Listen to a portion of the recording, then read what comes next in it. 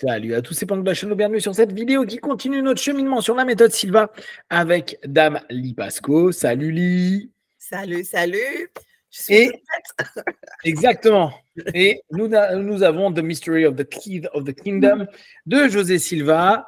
On vous refait une petite alerte au départ. Tout ce qui va être dit à partir de maintenant ne concerne pas directement la méthode Silva, mais le point de vue de José Silva sur sa vision de la religion et comment, au travers de ce qu'il a voulu créer et partager, il tentait de rester dans l'état d'esprit chrétien, christique, j'allais même dire, de la religion catholique. On vous a déjà fait un premier podcast. Là, on va faire la deuxième partie aujourd'hui. Ce que je vous avais mis le livre en référence, c'est ce que je disais à Ali juste avant. Sauf que quand je vous ai mis le livre en référence, j'ai commencé à regarder les prix. Et en fait, les prix ils sont autour de 150, 200 euros le bouquin. Donc, il n'est pas facile en fait à avoir. J'ai trouvé à certains endroits, on le trouve à 70, 80 $, mais il y a les frais de port. Donc, c'est assez compliqué, ça revient assez vite. Donc, ce qu'on disait, c'est que Li est une source d'abondance pour moi, parce que moi, elle me l'a donné. Donc, j'ai de la chance. J'ai beaucoup de chance. Donc, c'est plutôt bien. Et tu sais que je cherchais tout à l'heure, parce qu'à la fin du livre, il donne, tu sais, des livres de référence qui sont les livres de la méthode Silva. Et il y a un livre que je n'ai pas lu qui s'appelle Silva Mind Control Through Psycho-Orientology, écrit par Harry McKnight. C'est page 166. Et donc, ce livre-là, je le cherche, mais je l'ai trouvé pareil qu'aux États-Unis. Bon, il a 20 $ plus 30 $ de frais de port. Je pense que je vais me le prendre. Oui. Je ne sais pas si tu l'as déjà lu, ce livre-là. Attends, Page 166, c'est le dernier. Silva Mind Control. Oh. Non, je crois pas que je l'ai jamais vu, hein, parce que c'est pas très bien connu. Non, Donc, bah, j'ai galéré en 83, donc peut-être à l'époque ça venait juste d'être édité, mais c'est dommage, hein, parce que Harry McKnight était un des premiers instructeurs sylvains et il avait un intellect extraordinaire. Ah, tu as trouvé l'image? Ah, c'est ce livre-là. Je vais me le trouver. Je l'ai trouvé sur AB Shop. Tu sais, c'est une boîte, c'est une boîte d'une librairie américaine. Mais je te dis, ils me le vendent 30 € en frais de port. Bon, ça va me coûter 50 €, mais j'ai envie de voir ce qu'il y a dedans, tu vois. Silva, je ne sais pas si tu l'as déjà vu, ce livre-là, toi. La couverture me dit quelque chose. Maintenant que tu m'en... Oui. Donc, il faut que... Dans la petite pause, je vais aller chercher pour voir si je l'ai, mais je ne crois pas. Bon, après, je vais. Mais il avait un intellect extraordinaire. Il a trouvé des façons d'expliquer certaines choses en Silva que je n'ai jamais compris ailleurs.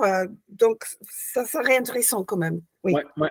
Moi, je vais essayer de le choper. C'était pas lui que taquinait Earl la dernière fois qu'on était en train de parler avec Ed, où il parlait de lui en disant qu'il connaissait plein de choses, mais c'était pas un gros praticien ou un truc comme ça. Je sais plus ce qu'il disait dessus. Il taquinait pas Harry, Ed. Tu te souviens pas de ça? Oui, il a connu Harry, oui. Ouais. Harry était presque toujours là aux conventions chaque année. D'accord. Oui. Ah oui, j'ai fait des cours avec Harry, mais d'accord. Je n'ai pas de son livre. Bah, je vais voir. Je vais essayer de me le prendre. Alors, nous, on reprend sur notre ouvrage. Donc, justement, on en parlait juste avant d'enregistrer. C'est assez sympa parce qu'il reparle de l'expérience qu'il a pu avoir avec les billets de loterie. Alors, on vous en avait déjà parlé, je pense que c'était quand on avait fait sa biographie où il en avait parlé. Et c'est amusant parce que c'est un moment où il était un petit peu en saturation avec la lecture de la psychologie. Il voulait un petit peu abandonner tout ça. Il s'endort. Et il se dit j'en ai ras-le-bol, etc. Il s'endort à 2h30 du matin. Il commence à avoir une espèce de vision, en tout cas d'hallucination pendant son sommeil. Alors, il devait certainement être en alpha à ce moment-là. Et il a des chiffres qui apparaissent. Et toute la journée du lendemain, il a cherché à voir quel était le lien entre ce qu'il venait de voir et voir s'il ne devenait pas fou complètement. Parce que sa femme disait que les gens qui lisent trop ils deviennent fous. J'avais trouvé ça assez drôle comme notion. Donc, ils se disaient, il ne faut pas que j'en parle à ma femme, sinon je vais encore me faire engueuler à trop lire et à lire jusqu'à pas d'heure. Donc, c'était assez drôle. À savoir qu'à cette période-là, il avait son business qui fonctionnait autour de la radio, etc., etc. Donc, il n'était pas du tout dans le monde de la psycho et associé, comme on a pu le voir après avec la méthode Silva. Donc, ce qui est assez amusant, c'est que c'est parce qu'il est allé au Mexique chercher de l'alcool pour sa femme que il faut dire que ce n'était pas alcool à boire, hein, c'était médicinal. Quand même. Exactement. Mais c'est ça qui était intéressant, c'est que justement, vu que c'est s'il rentrait du Mexique avec de l'alcool à boire, il y a une taxe pour passer aux États-Unis. Mais là, vu qu'en l'occurrence, c'était médicinal et qu'il fallait rajouter dedans, c'était quoi qu'il fallait rajouter dedans j'ai lu ça. Bon, bref, il fallait rajouter quelque chose dans l'alcool. Le temps que la boutique le fasse, vu qu'il avait tenté d'aller voir peut-être la loterie là-bas, mais que c'était fermé, la chance qu'il a eue, c'est que le boutiquier où il était pour l'alcool, qui lui vendait cet alcool pour justement pour permettre aux gens d'aller un peu mieux, il est allé dans une autre pièce où il ne va jamais, et là, il trouve des tickets que lui avait acheté, le boutiquier, des tickets de loterie. Et il prend le numéro qu'il avait vu. Et il s'avère que ce numéro-là, il lui a fait gagner 10 000 $. Alors, pour l'époque, c'est assez énorme, 10 000 $. Et là, il s'est dit, ah oui, bon, là, en fait, c'est peut-être un signe, j'aime bien comment il traduit ça, c'est peut-être un signe qu'il faut que je continue un peu la psycho et qu'il ne faut pas que je le lâche. Parce que là, on m'a quand même donné quelque chose où je m'énerve dessus, je me pose des questions et j'ai quelque chose qui me prouve que ça m'apporte du bon, du positif, etc. C'est vrai que c'était assez amusant et comme tu dis, c'est très en détail. Là, je vous fais ça en quelques mots, hein, mais c'est très en détail dans cet ouvrage-là. Qu'est-ce que toi, tu avais retenu là justement de cette petite coïncidence, comme il dit? Oui, en fait, c'est dans toute une liste de toutes les coïncidences qui l'ont amené à faire, parce que normalement, il n'aurait pas fait ceci, il n'aurait pas fait cela, mais tout est tombé dedans et bon, et il sort avec 10 000 $. Donc, justement, et moi aussi, j'ai toujours été passionnée par les coïncidences. Et lui, quand il voyait beaucoup de coïncidences qui tombaient dans la même direction, il se disait justement, sans doute, c'est un signe que je suis supposée continuer. Voilà.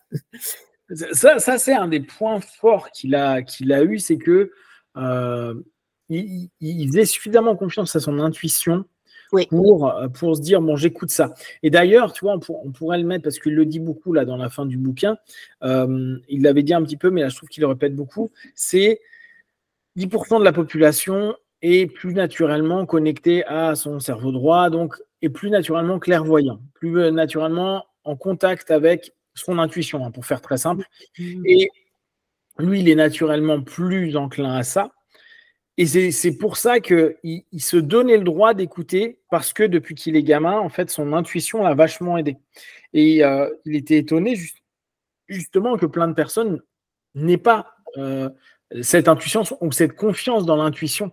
Et la méthode, là, après, si on reprend vraiment la méthode Silva, c'est un peu ça qui est partagé par les instructeurs, c'est vous dire, vous allez avoir des intuitions, il va se passer des choses dans vos vies, faites-vous confiance, observez, c'est peut-être un message, vous allez peut-être demander quelque chose, mais non pas de façon involontaire, mais justement de façon volontaire, de se dire, c'est vrai que j'ai un objectif, tiens, c'est marrant, j'ai un objectif de, je sais pas, d'aller à tel endroit, et je croise une personne qui revient. C'est peut-être pas anodin, mais dans l'absolu, si on n'est pas connecté à se dire, mais il y a peut-être comme vient de dire Lee, des coïncidences, de la chance, on peut passer à côté à se dire, c'est marrant, c'est curieux que tu me dises ça, à la place de dire, tiens, comment tu as fait, tiens, ça m'intéresse, etc. Et ça se trouve, la personne va te donner un contact d'une autre personne et ça va te permettre d'aller là où tu as envie d'aller. Et c'est vrai que peut-être que la différence qu'il peut y avoir quand il parle des 10% de personnes qui sont connectées cerveau droit, c'est de dire ces personnes qui sont réellement en confiance avec leur subconscient, avec leur intuition. Et comme Michael, tu sens que d'entrée, lui, il était complètement barré. Complètement. D'ailleurs, tu te demandes s'il était par moment dans la dimension du concret, tu vois, il était beaucoup, beaucoup ailleurs. Mais tu le sens, tu vois, spontanément, il était énormément dans l'intuition. Que, c'est pas vrai, mais énormément dans l'intuition. Oui, absolument. Cette notion des 10%, je trouve qu'elle prend plus sens comme ça. Tu vois, parce qu'il y a des moments quand tu te dis, mais il parle des 10%, il n'y a que 10% qui sont cerveau droit, tu as un peu l'impression qu'il y a une espèce d'élitisme bizarroïde, alors que pas du tout. Il y a peut-être 10%, peut-être plus, hein, mais on va dire autour de 10%, qui sont prêts à écouter leurs intuitions, sans pour autant partir en vrille dans leurs intuitions. Parce que là encore, on rentre pas dans de la psychopathologie, on n'est pas avec des schizophrènes. Des personnes qui écoute ce qui se passe à l'intérieur pour voir si dans le réel commun, dans l'objectif, il y a un lien. C'est pas juste, tiens, j'entends des voix dans ma tête qui me disent des choses. Hein. Je tiens à préciser. Mais justement, il n'a jamais parlé d'élitisme. Quand lui, il a découvert le pourquoi, lui, il avait de la chance, il réussissait, etc. Et d'autres personnes qui avaient les mêmes compétences non pas. Et quand il a découvert les ondes alpha, il s'est rendu compte effectivement que pas tout le monde pourrait l'accéder facilement. Et lui, pour lui, c'était naturel. Il avait simplement dit, je vais réfléchir, et boum, il était en alpha. Comme Michael. Bon, et franchement, il a créé la méthode Silva pour aider les autres 90% d'être pareils. Donc, ce n'était pas du tout, hein, nous sommes parmi les élites, mais comment faire pour que tout le monde accède à quelque chose qui est naturel? Ça reste beaucoup mis en avant dans ce livre-là, où vraiment tu sens que, bon, là, il parle beaucoup du Christ, de Jésus, etc. Mais tu sens que lui, il dit, bah, moi, je fais le job qu'il nous a dit de faire, hein, juste en train de suivre ce qui est écrit dans la Bible, dans les évangiles. Je prends les trucs texto et je ne me prends pas la tête avec des interprétations. D'ailleurs, il y a tout un moment où il dit... comment lire les Saintes Écritures selon moi. J'aime bien parce qu'en fait, il est hyper pragmatique. Hein. Il part pas, il n'interprète pas. Il dit est-ce que ça répond à un truc qui semble être l'objectif de l'humain, c'est-à-dire corriger les erreurs qu'il peut y avoir sur la planète. Point, c'est tout. Si ça ne sert pas à ça, ça ne sert à rien. Et je trouve que c'est assez amusant de voir des choses comme ça. Donc d'ailleurs, tu vois, dans le chapitre Follow the Formula, ce que j'ai mis, qu'est-ce qu'a dit Jésus ? Chercher le royaume du paradis et de Dieu avec rigueur. Gardez à l'esprit que pour moi, Dieu, la rigueur divine signifie que notre intelligence propre de Dieu à l'intérieur de nous est un chemin du Créateur et on utilise cette intelligence pour faire attention à la création. Donc on est vraiment dans cette idée-là. La méthode Silva et pour lui la notion de suivre les évangiles, c'est vraiment cette idée, c'est on doit être dans l'extension de la création du créateur. On doit corriger ce qui ne va pas. Alors c'est amusant parce que ça peut enlever l'idée d'un Dieu qui est absolument parfait et ça donne l'idée d'un Dieu qui a créé quelque chose et qui veut qu'il laisse une idée de liberté à ce qui a été créé. De la perfection peut créer l'imperfection parce que automatiquement il y a une liberté. La liberté, elle n'est pas forcément juste. Donc, lui, il dit le rôle pour nous, en tant qu'humains, c'est de faire en sorte que la création, prendre attention à la création et corriger la création si erreur il peut y avoir. Et l'erreur, tu vas le ressentir parce qu'il y a de la souffrance, du mal-être, du malaise, etc. C'est-à-dire que si tu ne te sens pas bien, s'il n'y a pas un bien où tes amis ou les gens qui sont proches de toi ne sont pas bien, c'est qu'on est dans l'erreur. Il y a quelque chose qui est non juste. Ça ne veut pas dire que c'est mal, c'est juste non juste. Il faut tenter et travailler pour le corriger. Cette vision des choses est sympa, je trouve, dans la perception et dans l'objectif de vie d'un humain. C'est-à-dire que lui, tu sens que l'objectif de vie d'un humain, c'est pas se prendre la tête. C'est comme il disait, c'est très bien de voir des boxeurs se battre et gagner des millions pour ça, mais ça n'a aucun intérêt parce que petit 1, ça détruit l'œuvre de Dieu. Bon. Et petit 2, l'argent qui est gagné, ça aidera que des personnes qui en fait détruisent et donc cassent ce qui était en bon état. Alors qu'il faudrait donner cet argent à des personnes qui, eux, font en sorte de continuer, perpétuer la création positive de Dieu. Et ça, je trouve que c'est vraiment intéressant. Donc pour lui, c'est ça qu'il faut suivre dans l'œuvre de Jésus. Qu'est-ce que tu en penses de cette idée, de cette façon de voir les choses, à dire, bon, bah, nous, notre job, c'est juste corriger ce qui ne va pas dans la création? Oui, et en fait, je ne sais pas comment dire en français righteousness, mais il a traduit même certains paragraphes dans la Bible de sa propre façon, et pour lui, fonctionner dans le righteousness, je ne sais pas comment dire, de Dieu, c'est justement résoudre des problèmes, corriger des problèmes. Et donc, c'était vraiment son thème de vie, quoi. Complètement. Mais d'ailleurs, je trouve que toute la fin du bouquin, c'est que ça. Il le dit en boucle. Si on ne solutionne pas les problèmes, ça ne sert à rien ce qu'on fait. C'est assez drôle. Donc, il revient.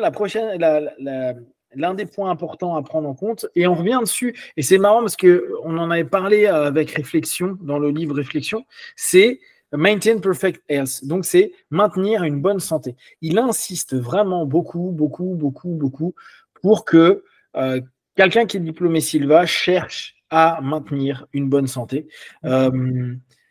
Donc, comme il dit Jésus recommandait en gros d'aller aider les malades et les lépreux. Bon, comme il dit, aujourd'hui, on est à l'époque moderne, donc c'est un peu différent, ce ne sera pas des lépreux, mais l'idée est, une fois de plus, de continuer l'œuvre pour que les gens qui ne soient pas bien deviennent des gens qui se sentent bien. Comme ça, on est dans un courant qui est fluide et tout se passe bien. Donc, comme il dit après, donc c'est un autre chapitre qui est tu peux utiliser toi-même le système d'auto-guérison. Donc là, il revient sur toute l'importance de méditer plusieurs fois par jour, d'être en alpha, etc. Et il insiste beaucoup sur un système immunitaire fort, corrige les problèmes avant même que nous ayons pris conscience que le problème était là. Si vous commencez à devenir conscient du problème, ça veut dire qu'il faut que vous alliez dans l'expérience de résolution du problème. Donc, soit votre système immunitaire est suffisamment fort pour faire en sorte que vous ne vous rendiez même pas compte que ça ne va pas, parce qu'il gère, bon an, mal an, vous êtes peut-être un peu fatigué et tout, mais vous ne savez pas vous en rendre compte particulièrement. Par contre, si vous vous en rendez vraiment compte, s'il y a des symptômes, ben là, c'est à vous aussi d'aller dans la démarche d'auto-guérison, de prise de conscience, en tout cas de résolution. Et là, je reviens, je fais toujours notre petite parenthèse médicale, il faut vous faire suivre par des médecins. Et n'oubliez pas, dans la notion Silva, c'est un moyen de trouver des solutions. La méthode Silva, c'est trouver des solutions. Donc, si la solution, c'est d'aller voir un médecin pour qu'il vous donne un traitement, pour qu'il vous aide, pour qu'il vous dise quoi faire, faites-le. Et c'est pas maintenant je vais corriger le problème et peut-être que par vous-même, pour l'instant, vous n'avez pas les clés, vous n'avez pas les possibilités, vous n'avez pas les leviers. Donc, cette notion-là de prise de conscience de la maladie, ça veut dire que là, on doit corriger. Je trouve que c'est assez pertinent. Tu vas commencer à prendre conscience de quelque chose et donc, parce que tu as conscience, tu as une démarche qui va être pour corriger les problèmes. Chose qu'on fait en fait en cas. Hein. C'est ce qu'on prend conscience d'un problème et parce qu'on en a conscience, on sait que maintenant, il y a un déséquilibre et parce qu'il y a un déséquilibre, on veut ramener à l'état de normalité, l'état positif.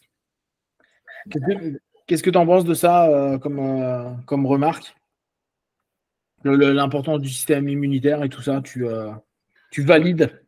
Oui, parce que chaque fois qu'il parlait des effets de stress sur le corps, il disait effectivement que si on pourrait gérer notre stress et si évidemment on faisait attention, etc., on ne devrait pas mourir d'une maladie.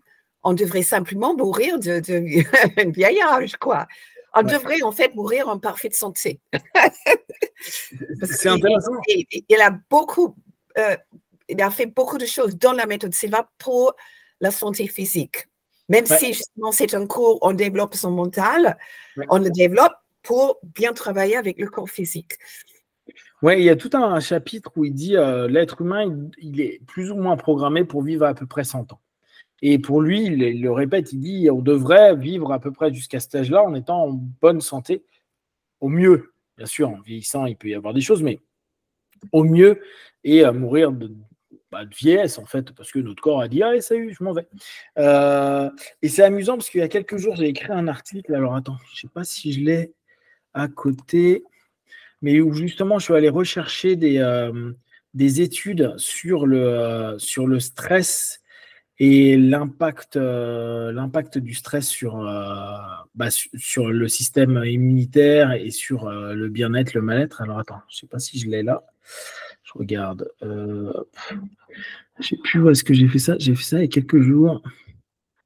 Moins mais mieux, le sens du mot, non, c'est pas là. Si nous avions, non. Alignement, non. J'écris beaucoup en ce moment, donc je ne sais plus où je mets mes trucs.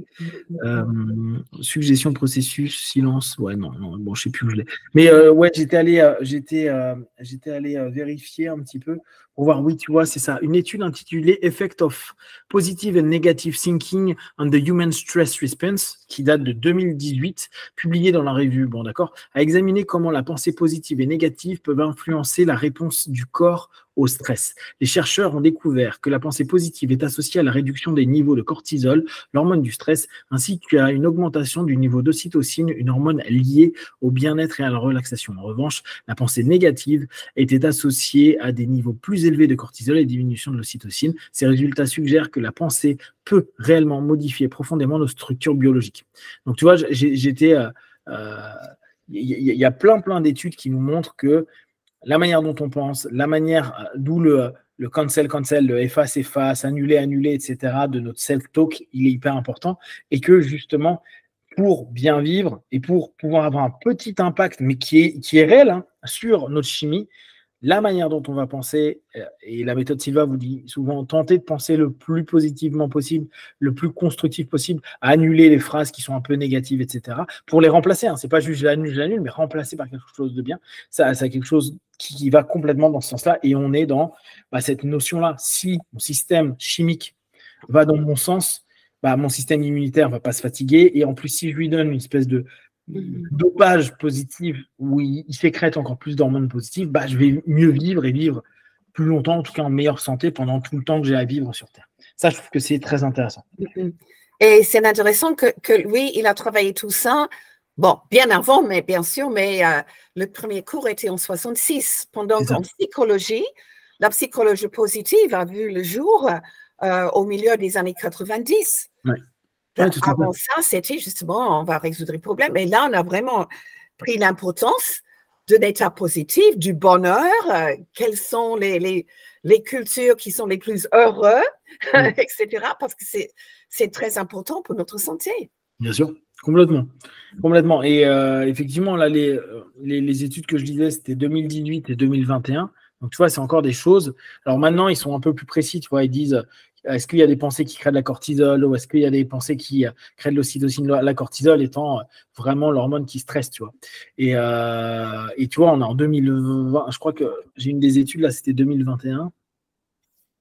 2021, tu vois, cortisol awakening response predict episodic memory decline. Ok, bon, là, c'était tout sur un truc sur les personnes âgées et le fait que l'augmentation de la cortisol, parce que tu es dans des états psychologiques négatifs, peuvent créer des problématiques cognitives. Alors, j'avais trouvé que c'était intéressant chez les personnes âgées.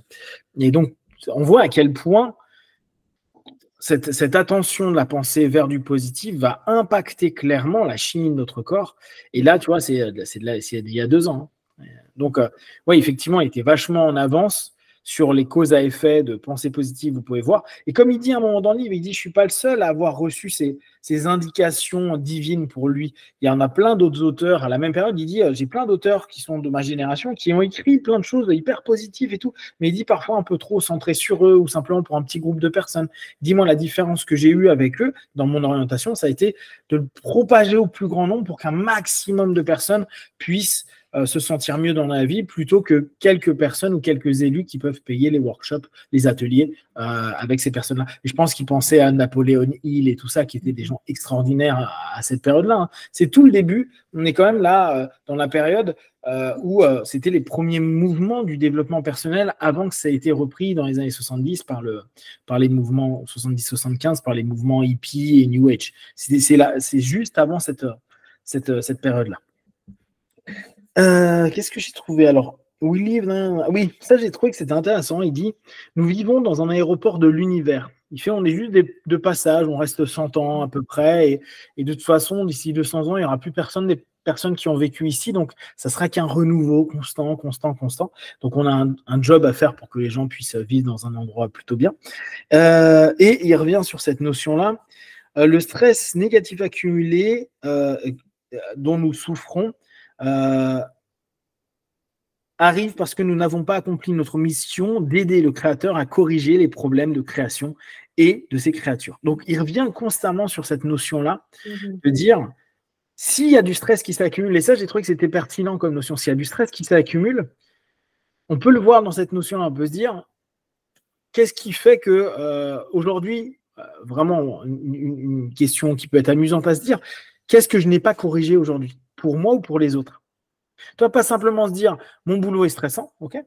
Mais on peut se dire, si ce stress s'accumule, et que donc on en souffre, c'est parce que je n'ai pas accompli ma mission. Alors j'exagère avec lui, il utilise le mot mission, parce que là, il est très dans le côté mystique, mais j'aurais peut-être pu, il y a peut-être quelque chose, si j'avais aidé quelqu'un, si j'avais, je sais pas, souri davantage, si j'avais donné un peu de bonheur aux gens, peut-être que le stress que je vis maintenant, qui sera peut-être le même, mon directeur me met la pression, je suis sous stress. Mais peut-être que d'avoir aidé, je sais pas, ma voisine à sortir son chien ou aider quelqu'un dans la rue ou n'importe quoi, bah peut-être cette notion de je trouve des solutions ou j'aide des gens, bah, peut compenser la pression que me met la personne au-dessus de moi. Et si c'est ma mission, comme il dit, il se peut que je me sente moins stressé, même si le niveau de stress est le même, parce que je le prends plus de face, mais je m'occupe de donner aussi des solutions à l'univers pour que le monde aille mieux. Et donc, bah, je suis moins sous pression sur des choses qui pourraient, dès lors, c'est une espèce de dissociation, ne plus avoir de sens à ce moment-là. Je ne sais pas ce que tu en penses de cette... Justement, d'autres études montrent que faire un simple acte de gentillesse ou bienveillance vers quelqu'un d'autre stimule quelque chose dans notre cerveau, toutes les molécules de récompense, comme dopamine et tout ça. Donc, ça donne un plaisir, un sens de bien-être, en fait, d'aider les autres personnes. Oui, tout à fait. Ouais. Et donc là, on est un peu dans cette idée-là. Et amusez-vous à voir, je ne sais pas si... si vous pouvez faire le test, quand vous avez des journées où vous êtes un peu stressé, mais... tentez de voir si en donnant un petit peu de temps à quelqu'un, en faisant attention à quelqu'un qui peut-être dans votre état émotionnel, si vous n'êtes pas OK, vous dites OK, là je me laisse pendant 10 minutes, je vais faire attention aux autres, ou j'en peux mettre de côté mon stress, de toute façon, c'est pas à 10 minutes près. Voyez si ça vous crée quelque chose, une boucle d'activation de quelque chose de plus grand, plus intéressant. Ça peut être intéressant à regarder de ce chemin-là. Et il répète, mais je trouve que c'est toujours intéressant parce que moi, c'est une phrase que j'aime beaucoup. L'ignorance ne nous exempte pas, ne nous retire pas la souffrance. Nous continuons à créer les mêmes erreurs et nous continuons donc à souffrir de ces dernières. Il a un truc avec l'ignorance, on le sait. Hein. La méthode Silva, c'est trouver des solutions. Et pour trouver des solutions, revenez en amont. Qu'est-ce que l'idée de base? C'est prendre de l'information. Prenez la bonne information. Ce n'est pas faire du FOMO, hein. C'est prendre la bonne information qui va être utile. Ce n'est pas devenir fou des informations. Ce qui serait dès lors une erreur parce qu'un déséquilibre, etc. Là aussi, il faut faire attention à ça. Alors, hop. Oui. Je trouve que c'est génial. Il l'avait dit un peu avant dans le bouquin. Je l'avais pas souligné, mais vu que là, il revient quand même pas mal de fois dessus. Il dit que pour lui, un des défauts qu'il y a eu dans la Bible, ou en tout cas dans les experts de la Bible, ça a été de mettre en avant constamment Paul et de ne pas mettre en avant Pierre. Et il dit Pierre est en fait celui qui avait les clés du royaume de Dieu. Oui. Et il revient souvent dessus. Il dit mais non, mais celui qui avait les infos qui peuvent nous aider, c'était Pierre, c'était pas Paul. Et tout le monde a mis en avant Paul. Et régulièrement, il revient là-dessus. Il dit pourquoi les experts ont mis de côté Pierre, alors que pour lui, Pierre est celui qui est le plus important parce que c'est le paradis. Et le paradis, n'oubliez pas, pour lui, n'est pas une dimension post-vie. C'est une dimension, c'est une dimension spirituel. Et donc, c'est là où vous pouvez aller dès que vous vous mettez en alpha, dès que vous méditez, dès que vous êtes en auto-hypnose, etc. Et j'aime bien ça. Partiellement parce que Pierre a passé sa vie à voyager, parler aux gens, pendant que Paul a écrit beaucoup de lettres. Exactement. Bah, c'est on a des traces quand même. Exactement. Bah, c'est ce qu'il dit. Hein. Il dit ils prennent tout le temps les correspondances de Paul, et alors que c'est Pierre qui est intéressant. C'est marrant, tu vois. Tu sens qu'il était, lui, il était dans l'équipe de Pierre. Hein. Il n'est pas à l'équipe de Paul. Hein. Il n'est pas très chaud avec l'équipe de Paul. Alors, qu'est-ce que j'ai mis là? Alors, il reparle des 10%. Oui, ça, j'ai trouvé que c'était très bien. La semaine dernière, on vous a papoté. J'ai trouvé que la sémantique, elle était assez amusante. On a parlé de prophètes et de wise men, d'hommes sages. Et il dit, aujourd'hui, nous n'appelons plus ces gens-là les prophètes ni les wise men. Nous les appelons les psychiques naturels, les personnes qui sont connectées un peu, les médiums, entre guillemets, et les clairvoyants. Donc, pour lui, la nouvelle génération de prophètes, c'est les personnes qui sont, on va le refaire avec la notion Sylvain, hein, qui sont connectées à leur intuition. Pour lui, c'est vraiment ça. Oui, alors ça, c'est assez intéressant. Il dit, voilà, une personne qui est un clairvoyant naturel a en général, dans ses intuitions, environ 80% de réussite. Et donc, il faut prendre en compte qu'il y ait 20% d'erreurs. Ça, je trouve que c'est intéressant. Après, il dit, ça, c'est les naturels. Il dit, en méthode Sylvain, on peut diminuer en dessous de 20% d'erreurs.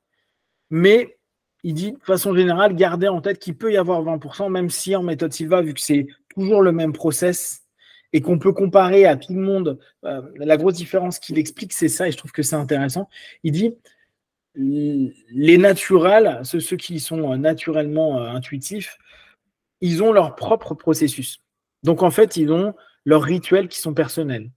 Et il dit, la méthode Sylvain, ce qui est chouette, c'est que on a des retours de millions de personnes qui l'ont fait avec le même rituel.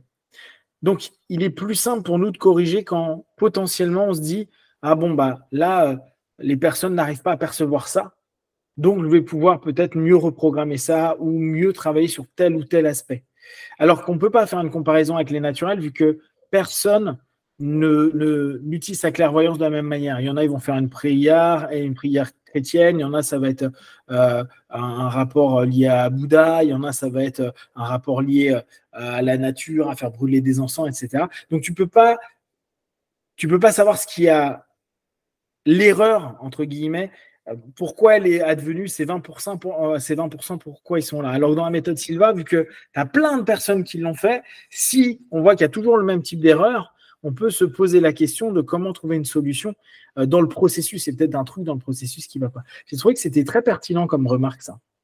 Je ne sais pas ce que tu en penses. En fait, la première fois que j'ai entendu cette histoire de 80% correct et 20% erreur, j'étais un peu choquée car je me dis, ici, on a une bonne intuition, on devrait pouvoir être presque 100% correct. Et il a expliqué ça en plus de détails en expliquant en fait que si vraiment vous avez appris à utiliser votre intuition au point où vous avez tellement de points de référence qui vous donnent vraiment le signe « je sais que c'est correct », pendant 80% du temps, vous pouvez être sûr que vous êtes correct. Et pendant les autres 20%, il y a peut-être un manque de certitude, je ne suis pas sûre, c'est peut-être, etc. Et là, j'ai trouvé ça beaucoup plus parlante pour moi.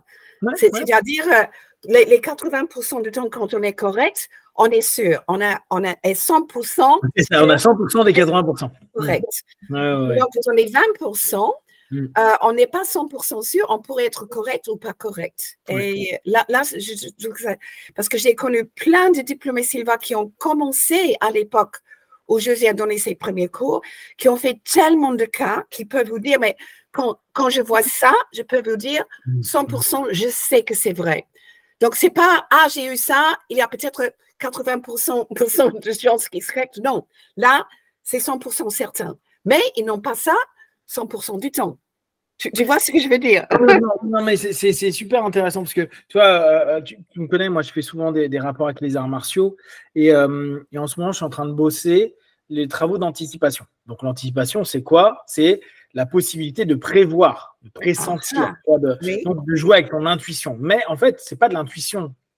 C'est plus mathématique que ça. C'est tu sais que dans tel mouvement, les mouvements, il y a 80% des gens, ils répondent de la même manière. Je pousse quelqu'un avec mon bras droit, il y a de fortes chances qu'il me tire à ce moment-là ou qu'il se décale. Donc, je vais anticiper ce qu'il va faire après, la réponse de ma première action, et je vais déjà être sur ma deuxième action. Cette notion-là, c'est parce que j'ai un ensemble de points de référence, que j'étudie et je réétudie et je fais vraiment attention de bien voir est-ce qu'à chaque fois que je fais tel mouvement, il y a telle réponse. Admettons que j'ai 90% du temps la même réponse sur plein de partenaires différents. Je sais que ma référence de quand je pousse quelqu'un, il se passe ça, est à 90% sûr. Et donc, je peux anticiper, je peux savoir, je peux même être persuadé, tu vois. Et je le sens, mon corps, il le sait en amont. C'est-à-dire que je sais qu'en faisant ça, je suis déjà en train de faire le mouvement d'après, alors que lui, il est juste en train de répondre à ce mouvement-là. Parce que justement, j'ai pressenti, j'ai joué sur mon intuition de il va répondre de. Mais c'est même plus de l'intuition, c'est une conséquence logique au bout d'un moment. C'est le son, tu vois, c'est les 100% des 80%, tu vois. Donc, c'est pas deux choses séparées quand même. Non, tu trouves pas qu'il y a quand même une mathématique logique dans la vraie intuition aussi? Complètement, complètement. Bon, alors, on est d'accord. Oui, complètement. Mais ce que je veux dire, c'est que on pourrait avoir l'impression qu'avec l'intuition, il y a quelque chose qui est assez abstrait parce que là encore, on est beaucoup dans le monde de l'esprit. Alors que dans un sport de combat, tu n'es que dans du physique. Oui. C'est que dans du physique. C'est-à-dire que c'est pas tiens, j'ai vu quelqu'un ou un oiseau qui passe et je sais que quand ces oiseaux-là passent, ça signifie ça pour moi dans ma vie. Là, c'est quelque chose d'hyper concret. C'est un mec me pousse, un mec me tire, quelqu'un m'étrangle, quelqu'un me donne un coup de poing. Je vois l'ensemble des réactions possibles. Et c'est pour ça que je parle moins d'intuition que d'anticipation. Oui. Tu vois, l'intuition pourrait être beaucoup plus vaste que l'anticipation. Oui. Moi, je vais être bon en anticipation, mais quand on y pense, si je rehausse un petit peu le truc et que je le sors du sport de combat, bah là, ça devient de l'intuition parce que tu sais, parce que tu as plein de points de référence, ce qui va se passer ou ce que ça signifie. Ce qui va se passer, pas forcément, mais ce que ça signifie pour toi dans l'ensemble des codes ou ce que la vie est en train de te faire. Tiens, ça fait 10 fois que je ressens la même chose avec telle personne. Je sais qu'à chaque fois que je ressens ça, ça se passe comme ça ou au contraire, c'est génial. Bah, j'y vais ou j'y vais pas. Et là, ce qui est intéressant, c'est que dans le contexte de pure opposition physique, tu peux avoir la même notion de point de référence comme élément qui permettra à un moment ou à un autre d'agir. Et ça, c'est vraiment très intéressant. Oui, et en fait, tu réagis tellement rapidement que tu n'as pas eu le temps de penser. Donc, exactement. C'est vraiment un niveau d'automatisme, comme une intuition. D'accord. C'est ça. Et tu vois, ça, c'est quand même. On a oublié la pause. Ouais, c'est ce que je suis en train de regarder. Je me dis, tiens, là, on a un peu. Donc, je suis trop passionné. Donc, on va revenir sur tout ça. Si vous avez déjà des questions et des remarques sur cette partie-là, n'hésitez pas à le partager sur Facebook, YouTube. On en prendra le plus rapidement possible. Et comme d'habitude, de tout ce qu'on propose, ne prenez que ce qui est bon et juste pour vous. Testez, observez, analysez et concluez. Oui, voilà, très vite.